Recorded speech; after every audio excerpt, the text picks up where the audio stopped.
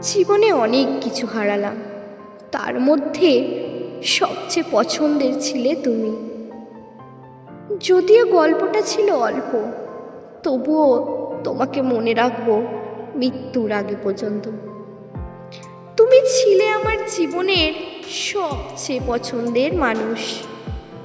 তোমার হাসি, তোমার কথা, তোমার সাথে কাটানো প্রতিটা মুহূর্ত সব যেন এক একটা যন্ত্রণাদায়ক স্মৃতি হয়ে মুখে আঘাত করে। আমাদের গল্পটা খুব বড় ছিল না, তবুও প্রতিটা পৃষ্ঠায় আজও আমায় কাঁদায়। আলো আঁধারের মাঝে একটা সম্পর্ক, যেখানে তুমি ছিলা আলো, আমি ছিলাম ছায়া।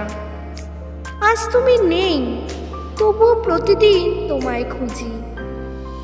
হাজারো ব্যস্ততার মাঝে মনে পড়ে যায় তোমার ছোটখাটো কথা, সেই চুপচাপ থাকা, কিছু না বলেও অনেক কিছু বলে ফেলা।